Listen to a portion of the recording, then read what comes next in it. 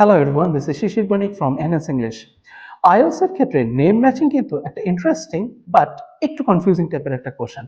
কারণ অনেক সময় আমরা স্টেটমেন্ট ওয়াইজ নেমগুলোকে মিলাতে পারি না, আবার অনেক সময় বুঝতে পারি না এখানে আমাকে কতটুকু মিলাতে হবে। সো আজকে আমরা এইটার ব্যাপারে ডিসকাস করব যে কিভাবে আমরা নেম ম্যাচিংটা অনেক সহজে সলভ করতে পারি। নেম ম্যাচিং এর ক্ষেত্রে আমাদের সবসময় যেটা দেওয়া থাকে, একটা লিস্ট অফ নেমস দেওয়া থাকে এবং কিছু স্টেটমেন্টস দেওয়া থাকে কোশ্চেন হিসাবে। আবার ভাইস ভার্সা, অনেক সময় আপনার হলো নামগুলো আপনার কোশ্চেন হিসেবে থাকতে পারে, স্টেটমেন্টগুলো আপনার অপশন হিসেবে থাকতে পারে। প্রথমে যে কাজটা করতে হবে যে এই নামগুলো আমার প্যাসেজের কোথায় আছে সেগুলোকে আমাকে খুঁজে বের করতে হবে। অ্যান্ড দেন যেটা করতে হবে, যেই নামটা বেশি সংখ্যক বার আছে সেটা বাদ রেখে যেই নামটা কম সংখ্যক বার আমার কাছে এসেছে সেই নামটা নিয়ে আমাদের সলভ করা উচিত। যেমন মনে করুন, একটা নাম আপনি যখন খুঁজছিলেন তখন 7 বার আপনার সামনে আসলো, আরেকটা নাম 3 বার আপনার সামনে আসলো। আমাদের যেটা উচিত হবে, 3 বার মানে কম সংখ্যক বার যেই নামটা এসেছে সেটা নিয়ে আগে কাজ করা উচিত।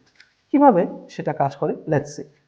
যেমন এখানে বলছে, it is desirable for the name same possibilities to be open to everyone. এখন সেম পসিবিলিটিস এর ব্যাপারে কি বলতেছে, যে এটা সবার কাছে ডিজায়ারেবল, যেন এটা সবার কাছে কি থাকে, উন্মুক্ত থাকে। যেমন এখানে আমরা যদি দেখি, the Jeffersonian view is that people should have equal opportunities, but they do not necessarily avail themselves equally of these opportunities and are not necessarily equal rewarded for their accomplishments. People are rewarded for what they accomplish if given equal opportunity. এখন আমরা এখান থেকে বুঝতেই পারছি যে এখানে আমরা কিন্তু বারবার ইকুয়াল অপরচুনিটি এবং গিভেন ইকুয়াল অপরচুনিটি এই কথাটা পাচ্ছি থেকে, জেফারসনিয়ান থেকে। তাহলে আমরা এখানে বলতেই পারি যে ইট is desirable for the same possibilities. Same possibilities মানে কি, ইকুয়াল অপরচুনিটিস, ইকুয়াল পসিবিলিটিস। এবং সেখান থেকে আমরা পাচ্ছি যে এটা কি সবার কাছে কি থাকতে হবে, যে এটা সবার জন্য কি থাকতে হবে, ওপেন থাকতে হবে। সেই কথাটা যদি দেখি, এখান থেকে আমরা বুঝতে পারতেছি যে এইটার আনসারটা আপনার হলো, আমরা কি বলতে পারি যে এটা আনসারটা হবে বি। তাহলে আমরা অবশ্যই লিখতে পারি যে নাম্বার 1 এর ক্ষেত্রে আমাদের আনসারটা হচ্ছে বি। আবার নাম্বার 2 বলছে, no section of society should have preferential treatment at the expenses of another. মানে সমাজে কোনো একটা স্তর আপনার হলো অন্য একটা স্তরের মাথার উপরে বসে সোজা কথায় বেশি সুবিধা ভোগ করবে, এটা ঠিক না বা এটা উচিত হবে না। এই ধরনের কথা আমরা এখানে যদি দেখে থাকি, যে Jacksonian view is that all people are equal not only as human beings but in terms of competences, that one person would serve as well as another in government or a jury, almost in any position of responsibility. In the view of democracy, people are essentially intersubstitutable except for specialized skills, all of which can be learned. In this view, we do not need or want institutions. এখানে যেটা বলছে যে in this view, we do not need or want any institutions that might lead to favoring one group over another. এই যে একটা group আরেকটা গ্রুপের উপর দিয়ে কি করছে, আপনার পেছনে সুবিধা পাচ্ছে কিনা, সেই ব্যাপারটাতে এখানে কথাটা বলতেছে।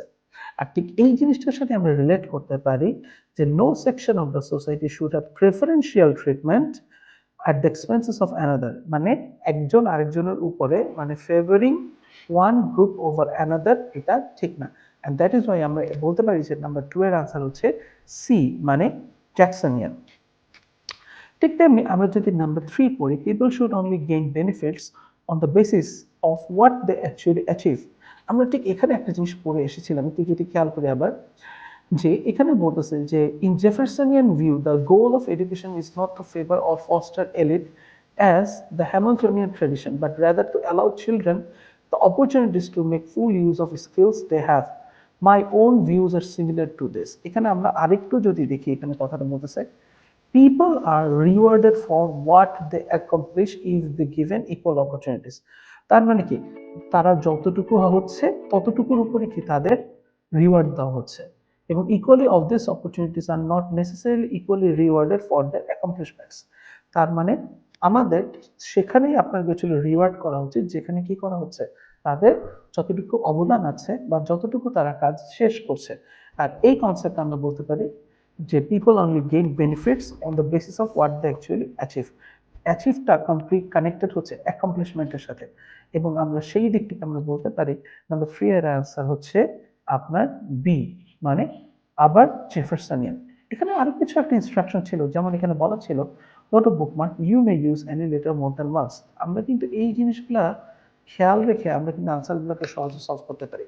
আর ডিয়ার স্টুডেন্টস, নেম ম্যাচিং এর ক্ষেত্রে we have to be fast, because অনেকগুলো নাম অনেকভাবে অনেক প্যাসেজের মধ্যে কি করে থাকে, ছড়াই ছিটাই থাকে। So it is you have to be very much careful যে আপনি যখন নামগুলোকে সলভ করতেছেন আপনি আগে খুঁজে বের করেন যে কোন নামটা বেশিবার আছে, কোন নামটা কম সংখ্যক বার আছে। আর এটা সবসময় ওয়াইজ হবে যে আপনি কম সংখ্যক বার যে নামটা আপনার সামনে অ্যাপিয়ার হচ্ছে সেটা নিয়ে যদি আগে সলভ করা শুরু করেন। কারণ মনে রাখতে হবে আমরা কিন্তু নাম সলভ করতেছি না, আমরা কিন্তু কোশ্চেন সলভ করতেছি। অ্যান্ড যে কোশ্চেন আমার যত দ্রুত সলভ হবে আমার ফিল্ড অফ থিঙ্কিং বা অপশনসের নাম পরিমাণও কি করতে থাকবে, কমতে থাকবে। তাই বুদ্ধিমানের মতো নেম ম্যাচিং সলভ করার চেষ্টা করতে হবে। Thank you everyone. So see you soon in our next video.